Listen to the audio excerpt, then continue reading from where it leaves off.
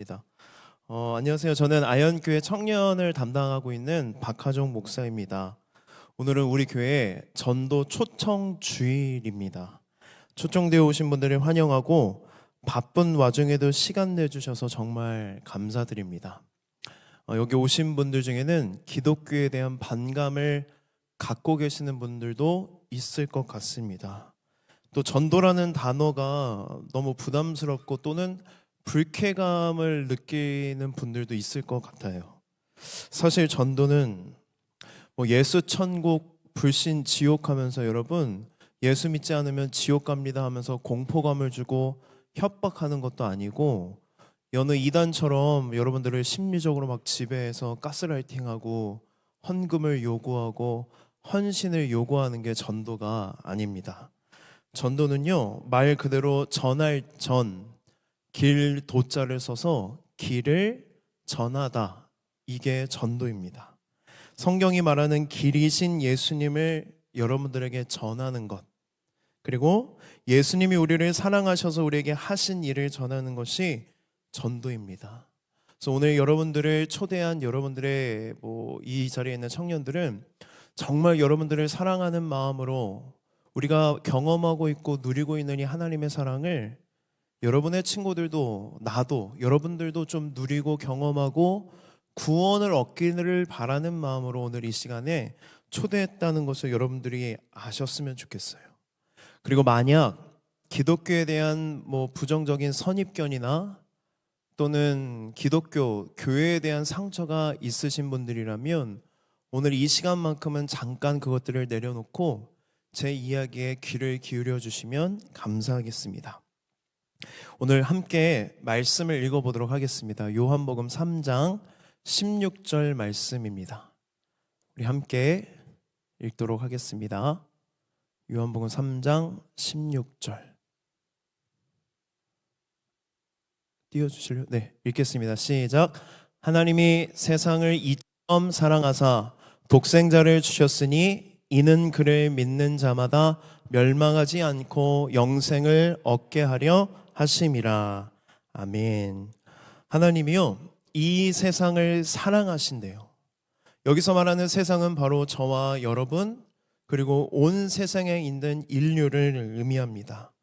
하나님께서 모든 인류를 사랑하시는데 얼마만큼 우리를 사랑하시냐면 하나밖에 없는 아들 예수 그리스도를 우리에게 주셨대요.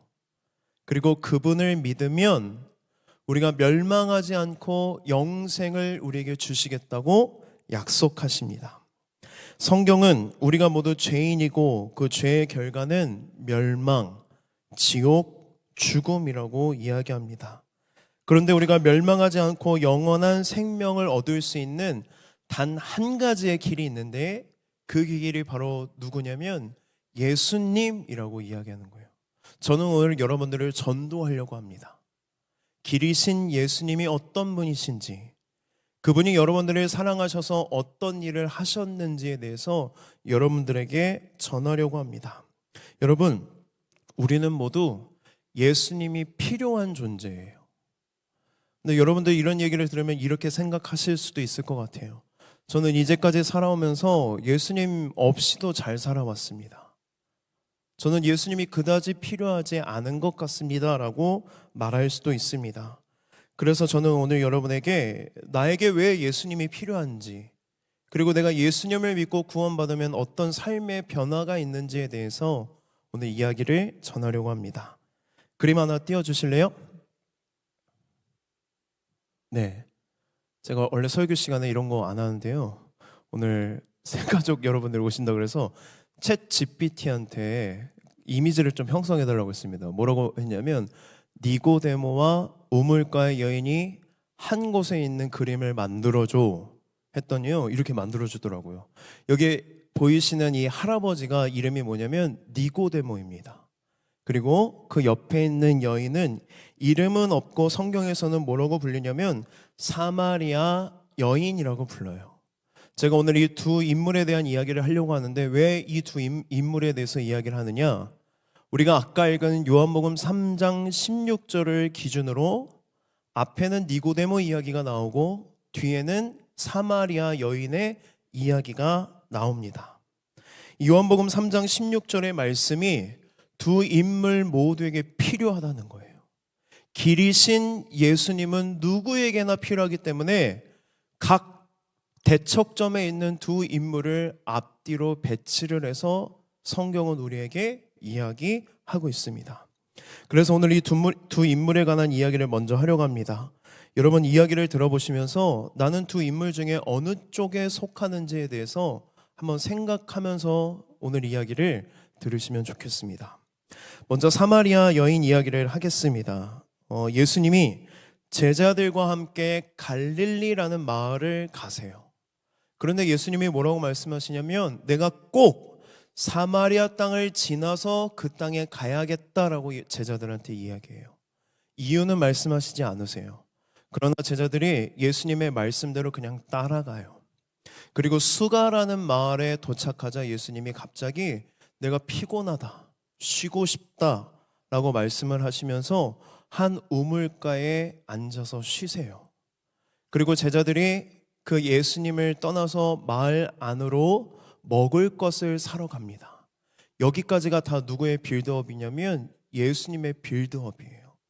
예수님은 이 땅에 있는 사마리아 여인을 만나기 위해서 이 모든 환경을 조성하신 것입니다. 여러분 생각해 보세요. 예수님의 제자는 12명이에요. 남자 13명이 우물가에 우르르 모여 있으면 여인이 혼자 거기를 가기가 쉬울까요? 어려울까요?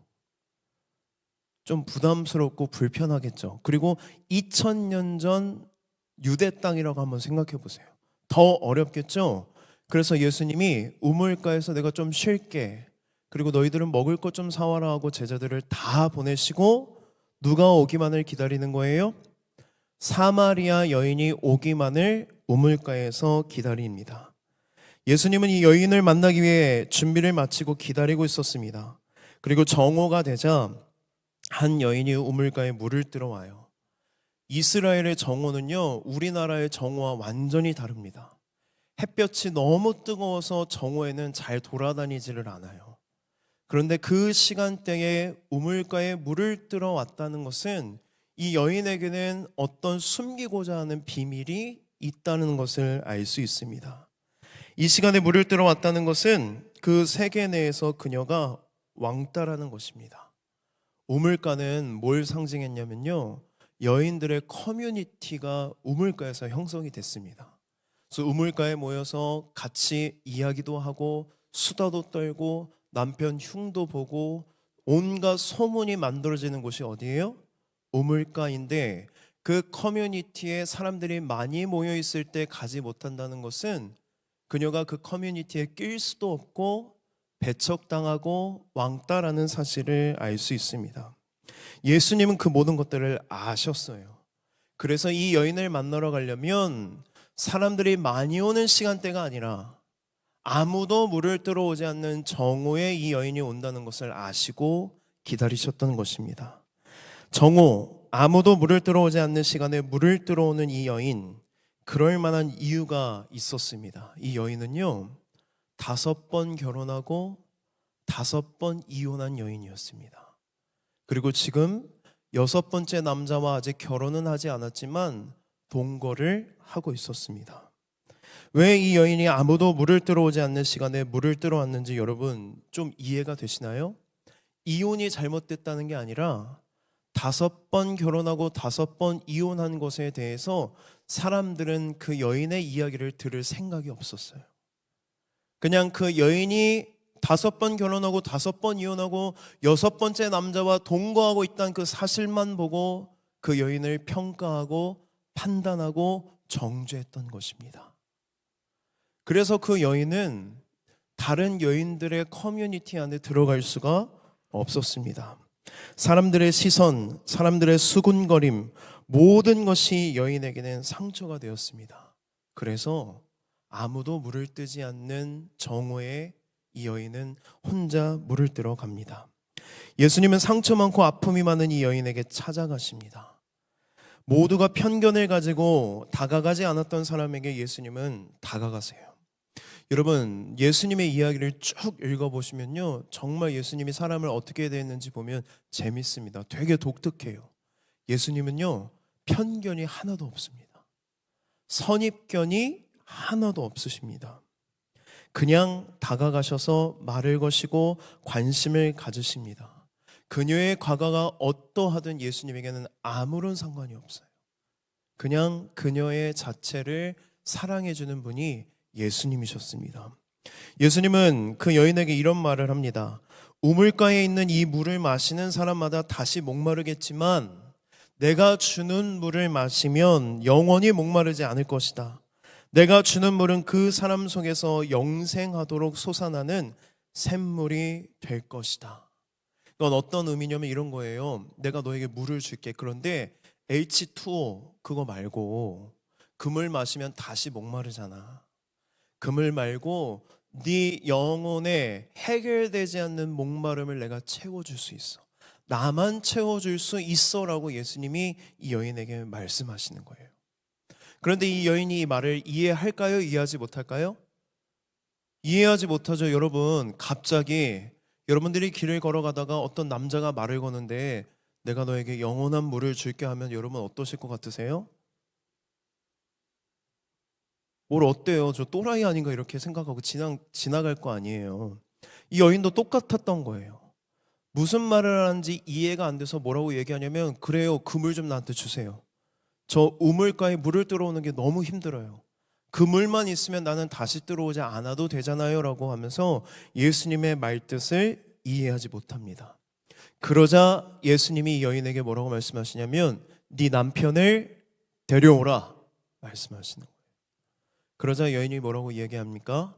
저는 남편이 없습니다. 그래, 네 말이 맞아. 너는 5번 결혼하고 다 실패했고 6번째 남자와는 결혼할지 말지 고민하며 동거하고 있잖아. 남편이 없다는 네 말이 맞다라고 말씀하시는 거예요. 근데 이것은 무슨 뜻이냐면 이런 말씀을 하시는 거예요. 여러분 잘 들어보세요. 너는 지금 목마르다. 너의 목마름을 해결하기 위해서 너가 선택한 방법은 결혼하는 거예요. 그러나 그 결혼도 너의 목마름을 해결해 줄 수 없다. 봐라. 너가 5번이나 결혼하고 5번 이혼하고 6번째 남자와 살면서도 행복하냐 행복하지 않느냐, 불행하지 않느냐. 그 남자도 너의 목마름을 해결해 줄 수 없다. 여러분, 왜 이 여인이 5번이나 결혼을 하고 6번째 남자와 동거하고 있을까요? 이 여인은 좋은 남자 만나서 사랑받으면 자기 인생이 괜찮아질 거라고 믿었어요. 그래서 계속해서 결혼하지만 여러 남자를 만나지만 이 여인 안에 계속 그 갈증이 해결이 되지 않고 더 공허해질 뿐이었습니다. 그런데 해결 방법을 알지 못하니까 자꾸 뭐에만 인생을 거는 거예요? 행복한 결혼 생활. 내가 남자 한 번만 잘 만나면, 정말 나를 사랑해주는 남자 한 명만 잘 만나면 내 인생은 괜찮아질 거야. 그러면서 여러 남자를 만나지만 만나면 만날수록 그 갈증이 해결이 되지 않았던 것입니다. 여러분, 핵심은 이거입니다. 하나님만이 채워줄 수 있는 것을 하나님이 아닌 존재를 통해 체험을 받으려면 우리의 목마름은 더 심해질 뿐이라는 것입니다. 여러분에게는 이런 갈증이 없으십니까? 여러분 안에는 이런 공허함이 없으십니까? 내가 뭘 해야 될지 방황하고 있지는 않으십니까?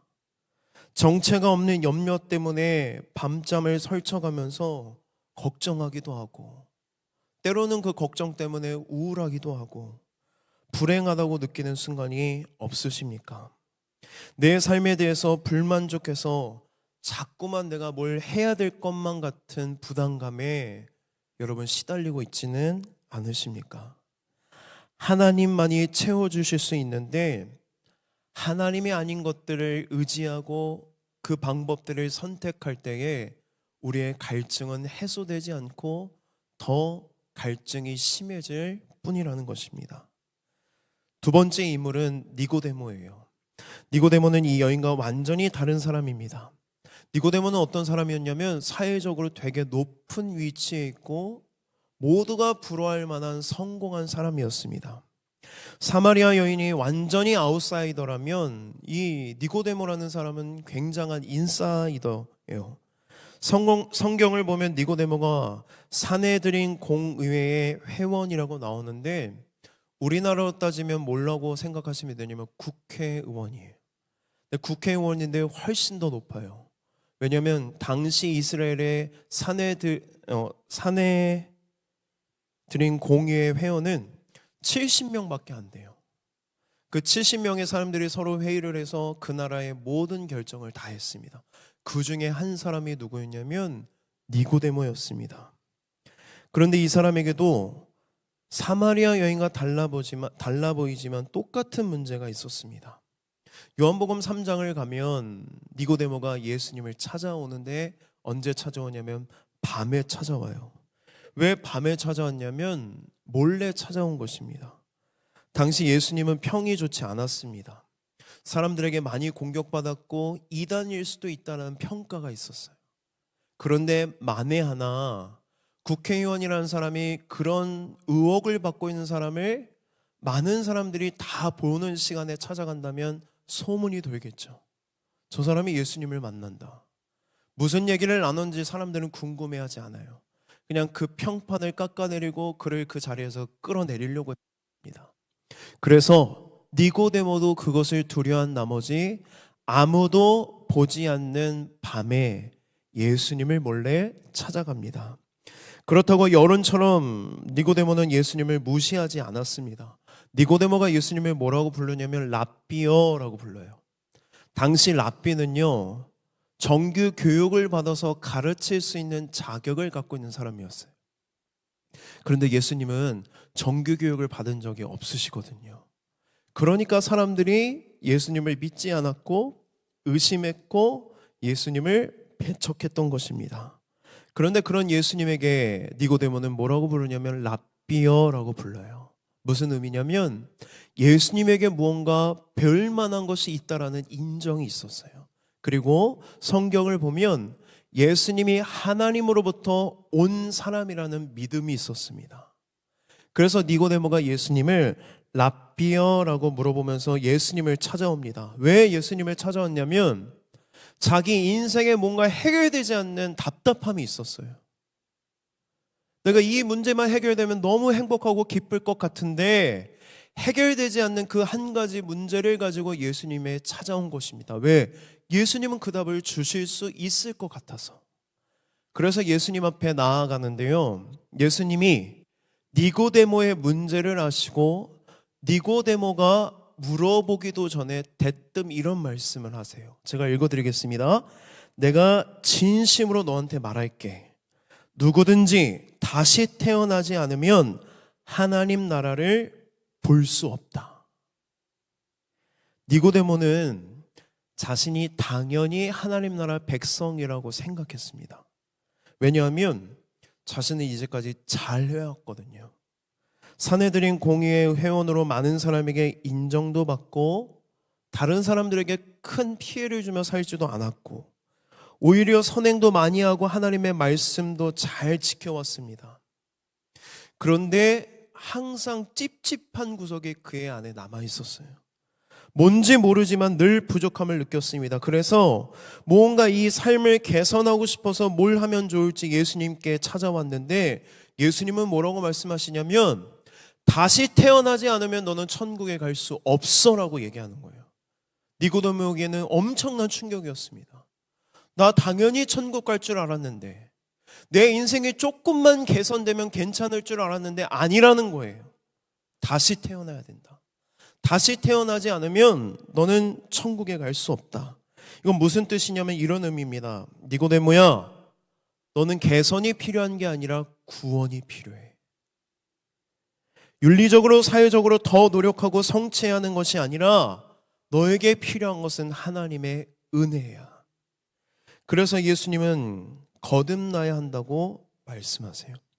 여러분, 거듭난다는 게 어떤 의미일까요? 거듭난다, 거듭나다. 교회에서만 이 단어를 쓰지 않더라고요. 여러분 나중에 집에 가셔서 한번 검색해 보세요. 거듭나다, 거듭난다 치면 국민의힘도 거듭나겠다고 하고 더불어민주당도 거듭나겠다고 해요. 그러면 무언가 우리는 거듭남다의 개념을 오해할 수도 있어요. 마치 거듭난다라는 개념을 무언가 내가 개선하고 노력한다라는 의미로 이해할 수 있는데, 그 의미가 아니라 어떤 의미냐면 완전히 다시 태어나야 된다라는 의미입니다. 니고데모는 이런 생각을 했던 것 같아요. 나 정도면 괜찮지. 이제까지 나는 꽤 괜찮게 살아왔어. 그런데 조금 더 개선이 필요할 뿐이야. 좀 더 노력하면 나는 더 좋아질 거야. 니고데모가 이런 생각을 하게 된 이유가 뭘까? 어쩌면 니고데모는 자신이 지금까지 누리고 있는 이 성공, 많은 사람들에게 받고 있는 인정, 그로 인해 생긴 명예, 이 모든 것들이 한순간에 사라질까 봐 두려웠던 것입니다. 언젠가 사라질지도 모른다는 생각에 자꾸만 무언가를 더 해야 된다는 압박감과 강박감이 그의 안에 자리를 잡았습니다. 반대로 사마리아 여인들은 사람들에게 상처를 받아서요, 자기 부정과 자기 혐오가 심했습니다. 그래서 그는 누구의 사랑을 갈망해요? 남자의 사랑을 갈망했던 거예요. 왜냐하면 커뮤니티에 들어갈 용기는 없거든요. 상처가 너무 심해서, 자기 부정과 자기 혐오가 너무 강해서 그들에게 내가 사랑받을 용기 없어요. 그러니 한 남자의 사랑에게 그렇게 목을 맸던 것입니다.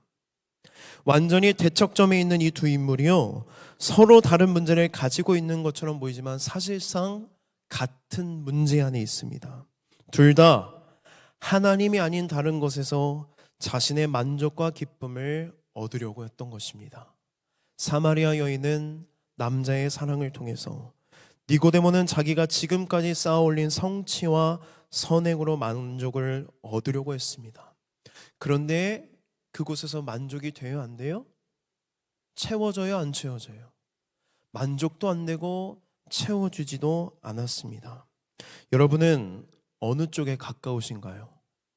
완전히 사마리아 여인 또는 완전히 니고데모가 아닐지라도 우리는 이 스펙트럼 안에서 늘 부족함을 느끼고 목마름을 느끼고 갈급함이 있다는 것입니다. 여러분, 우리에게는 뭐가 필요하냐면 구원이 필요합니다. 우리에게는 예수 그리스도가 필요한 것입니다. 프랑스 문학을 보면 알베르 카미라는 사람이 있습니다. 카미. 페스트나 이방인이라는 책으로 유명한데요, 카미의 책 중에 전락이라는 책이 있어요. 전락은 뭐냐면 떨어져 추락하다라는 의미입니다. 책을 보면 클라망스라는 주인공이 나오는데요, 이 클라망스는 법조인이에요. 그리고 사람들한테 많이 칭찬과 인정을 듣고 많은 선한 일을 한 사람입니다.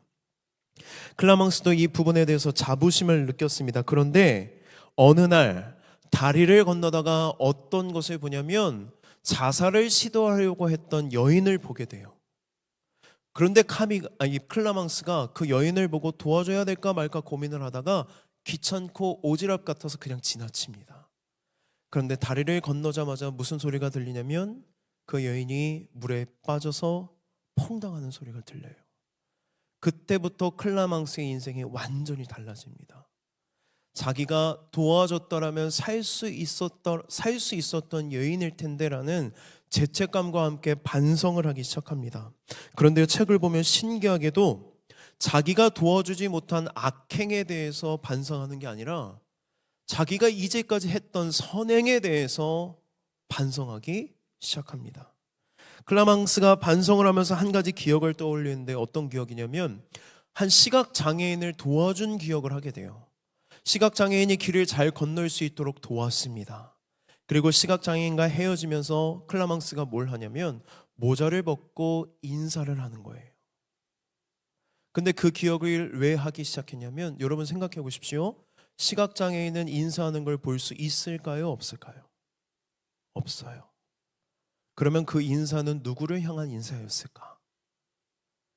자기가 이렇게 선행을 하고 있는 것을 보고 있던 사람들에 대한 인사였던 거예요. 거기에서 클라망스가 완전히 무너지기 시작합니다. 나는 악행만이 아니라 선행 안에도 뭐가 있구나?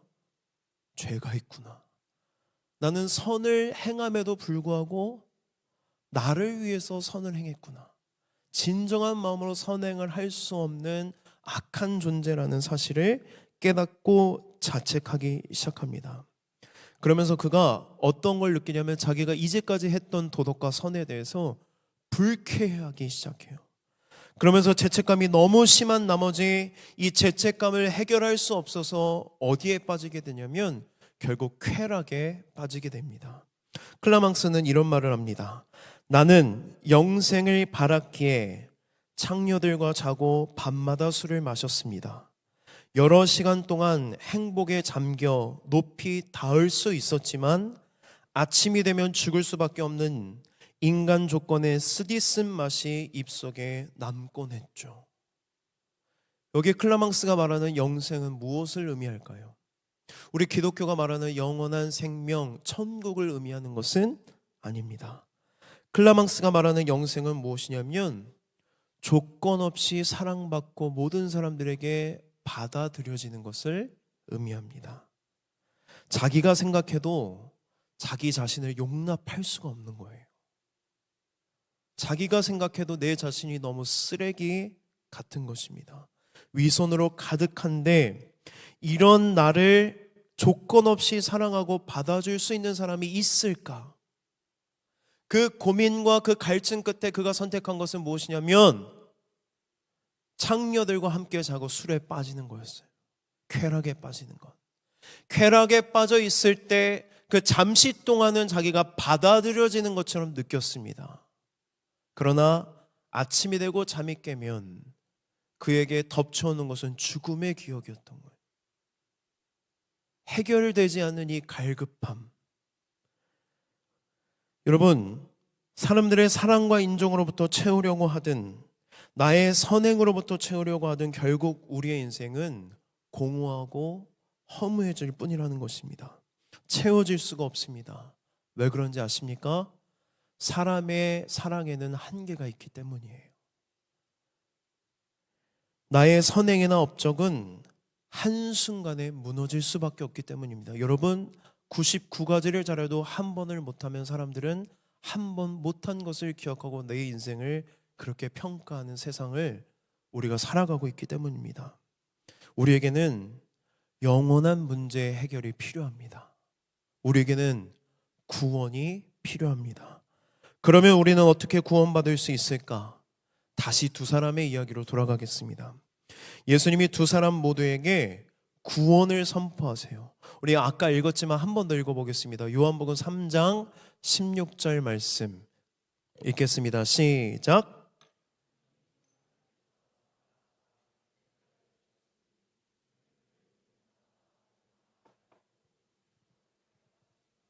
아멘. 예수님은 니고데모에게 이렇게 말씀하세요. 이 말씀은 이런 의미입니다. 잘 들어보십시오. 너는 영생을 얻을 수 있다. 너는 구원받을 수 있다. 네가 이제까지 쌓아올린 성취와 선행을 의지하지 않고 나에게로 온다면 너는 멸망하지 않고 영생을 얻을 수 있다. 너는 너의 알량한 선행이 아니라 내가 행한 선행으로 인해 너는 영생을 얻을 수 있다. 왜냐하면 멸망할 너를 대신해 내가 멸망할 거기 때문이다. 죄로 인해 죽을 수밖에 없는 너를 대신해 내가 대신 죽을 거이기 때문이다. 사마리아 여인에게도 똑같이 말씀하십니다. 너는 사랑에 목말라고 있는데 내가 너의 목마름을 해결해주고 영원히 목마르지 않도록 이 땅에 왔다. 이제까지 만난 남자들은 너에게 희생만을 요구했지만 나는 너에게 바라는 것 하나도 없다.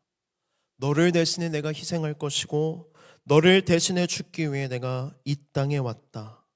너를 변함없이 조건 없이 영원히 사랑할 수 있는 남자는 나밖에 없다. 내가 너를 대신해 목마르겠다라고 예수님은 말씀하십니다. 예수님의 말씀을 듣고 둘은 이제까지 자신이 의지했던 것들을 다 내려놓고 예수님을 의지하기 시작합니다. 예수님을 믿습니다. 그러자 그들은 구원을 받고 변화가 됩니다. 사마리아 여인은 예수님의 이 말씀을 듣고 벅찬 감동이 느껴지기 시작해요. 다른 사람들은 나를 비난하고 나를 욕하고 손가락질하고 조롱하고 나를 떠났지만 이런 나를 만나러 오신 예수님을 보고 그녀는 사랑을 느끼기 시작합니다. 아무 조건 없이 대가 없이 사랑해 줄 유일한 분을 그녀가 드디어 만나게 된 것입니다. 예수님의 사랑 안에서 그녀가 만족하기 시작합니다. 그러자 말씀을 보면 무슨 내용이 나오냐면 물동이를 버려두고 마을 안으로 들어가요. 물동이를 버렸다는 것은 여러분 더 이상 물이 필요 없다라는 상징적인 표현입니다. 마을로 들어가 동네방네 뭐라고 이야기하냐면 예수님을 와서 보십시오라고 예수님을 소개하고 전도합니다. 여러분 생각해 보십시오. 아무도 물을 뜨러 오지 않는 시간에 물을 뜨러 갔던 여인이 이제는 어디로 들어갑니까? 사람들이 있는 마을로 들어갑니다. 이제는 자기 자신을 의식하지 않기 시작했던 것입니다.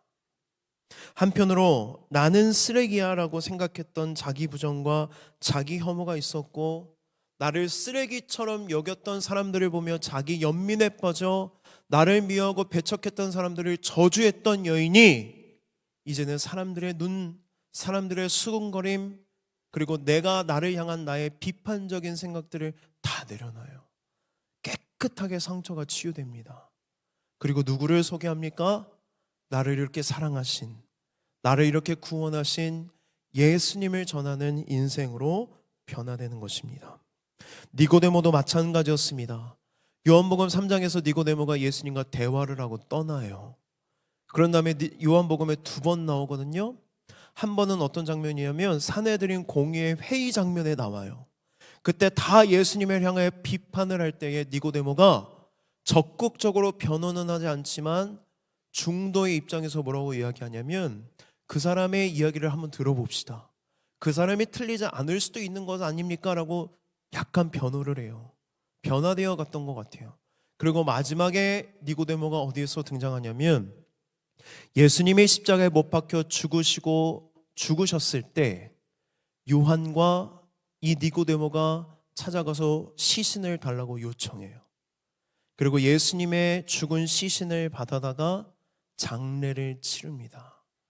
아니 그럴 수도 있죠라고 생각할 수 있는데 여러분 이건 엄청난 변화예요.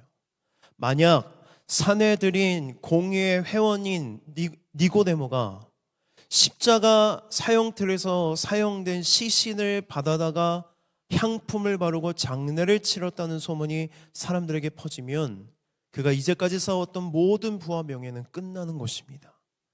산헤드린 공회에서 그는 퇴출당하고 그는 사회적으로 매장당할 것입니다. 그러나 니고데모에게는 이제 더 이상 그것이 필요하지 않게 되었다는 뜻이에요. 이제까지 니고데모는 어떤 생각을 하며 살았습니까? 내가 쌓아올린 성취, 업적, 선행, 사람들의 인정, 칭찬, 모든 부와 명예 때문에 전전긍긍하며 살았는데 예수님을 만나고 예수 그리스도를 믿게 되자 이제는 누구를 의지하는 인생이 됩니까? 예수님을 의지하는 인생. 더 이상 그것 때문에 전전하며 힘들어하며 살지 않고 자유한 인생이 되었다는 것입니다. 여러분 말씀을 정리하겠습니다. 성경은 저와 여러분을 뭐라고 정의하냐면 죄인이라고 정의해요. 죄인. 저는 이 말을 할 때마다 참 두렵고 떨립니다. 교회만 가면 우리를 뭐라고 말해요? 죄인이라고 말해요. 그러면 기분이 나빠요? 좋아요? 나쁘죠. 내가 특별한 범죄를 저지른 사실도 없고 나 그렇게 사람들한테 나쁜 영향을 끼친 적도 없는데 피해를 끼친 적도 없는데 왜 성경은 나를 죄인이라고 할까? 여러분 그것은 성경이 말하고 있는 죄의 개념에 대해서 우리가 오해하고 있기 때문입니다. 성경이 말하는 죄는요 행위의 개념이 아니라 관계의 개념이기 때문이에요. 성경이 말하는 죄는요 영어로 크라임이 아니에요. 성경은 죄를 신이라고 합니다. S-I-N, 신. 이 신이라는 죄는 어떤 죄냐면요 하나님과 멀어진 거예요. 하나님과 관계가 끊어진 것입니다. 하나님과 관계가 끊어져서 신이라는 바이러스에 걸려서 우리가 짓는 죄악들, 행위들을 크라임이라고 하는 거예요. 근데 성경은 너희들이 크라임을 저질렀기 때문에 죄인이라고 말하는 게 아니라 너희들이 하나님을 버리고 떠났다. 하나님과 관계가 끊어졌다. 신을 저질렀다. 그래서 우리를 죄인이라고 말하는 것입니다. 여러분, 우리는 니고데모처럼 사마리아 여인처럼 늘 공허함을 느끼고 갈급하는 이유가 무엇인지 아십니까? 하나님으로부터 떠났기 때문입니다. 하나님만이 채워줄 수 있는, 하나님만이 공급해 줄 수 있는 생명과 능력과 행복이 있는데 우리가 하나님을 떠났기 때문에 그 행복을 누리지 못하고 만족을 누리지 못하고 기쁨을 누리지 못하니 어찌할 방법을 몰라 우리는 사마리아 여인처럼 남자의 사랑을 구할 때가 있고 니고데모처럼 내 성취와 업적을 계속 쌓으려고 하는 욕망에 빠져 자유함을 얻지 못하고 구원이 필요한 존재가 되었다는 것입니다. 여러분, 우리에게는 구원이 필요합니다. 예수님이 필요합니다. 그래서 성경은 우리에게 구원이 필요하다고, 예수님이 필요하다고, 죄의 문제를 해결할 수 있는, 우리의 영혼의 갈급함과 공허함을 해결할 수 있는 유일한 길이 예수님밖에 없다고 이야기합니다. 예수님께서 어떻게 우리의 목마름을 해결해 주실 수 있을까요? 예수님은 우리의 모든 죄를 대신해 십자가에 못 박혀 죽으셨습니다. 십자가에 못 박혀 죽어가실 때 예수님은 이런 말씀을 하세요. 요한복음 19장 28절의 말씀을 제가 읽어드리겠습니다. 그 뒤에 예수께서는 모든 일이 이루어졌음을 아시고, 여기서 말하는 모든 일이 이루어졌다는 것은 무슨 의미냐면 우리의 모든 죄의 값을 예수님이 다 치르셨다는 거예요. 예수님이 대신 죽으셔서. 그래서 마지막 죽기 전에 뭐라고 말씀하십니까? 성경 말씀을 이루시려고 목마르다 하고 말씀하셨다. 여러분, 목마르다에 주목하십시오. 예수님은 단순히 육체적으로 목마르다고 말씀하신 것이 아니에요. 니고데모가 느꼈던 목마름, 사마리아 여인이 느꼈던 목마름, 그리고 우리가 인생을 살아가면서 매번 느끼는 공허함, 우리의 목마름, 죄로 인해 하나님과 관계가 멀어지고 깨져서 경험하고 있는 영혼의 목마름을 누구도 느끼고 있다는 거예요. 예수님도. 예수님은 이 목마름을 느낄 수 없는 존재예요. 왜? 하나님으로부터 언제나 영원한 사랑과 영원한 평안과 안식 속에서 늘 기뻐하시고 만족하셨던 분이 우리의 모든 죄를 대신해 십자가에 못 박히셨을 때에는 하나님의 아들이 아니라 우리의 모든 죄를 짊어진 죄인이었기 때문에 우리와 같은 목마름을 처음 느껴보신 거예요. 목마르다. 목마르다. 우리의 죄의 문제를 해결하시고 구원하셔서 예수님은 목마름의 문제를 해결하셨습니다. 여러분, 우리는 예수님을 믿고 의지해서 하나님께 나아가면 언제나 우리는 조건 없는 하나님의 사랑을 경험하고 누릴 수 있습니다. 하나님은 여러분을 언제나 안아주십니다. 누구를 의지해서 하나님께로 나아가야 돼요? 예수님을 의지해서 하나님께로 나아갈 때에 우리는 영원한 만족을 얻습니다. 영원한 기쁨과 영원한 행복과 우리의 모든 목마름의 문제가 해결되어 하나님을 찬양하고 하나님을 따르는 인생으로 변화되는 것입니다. 저와 여러분을 대신해 목마르신 예수님은 지금도 저와 여러분을 부르고 계십니다. 우리가 마음을 다해 예수님께 나아가면 예수님은 우리의 목마름을 해결하십니다. 여러분, 예수님께로 오십시오. 우리 이 시간 함께 찬양하고 하나님 앞에 우리의 마음을 드리며 기도하는 시간을 갖겠습니다.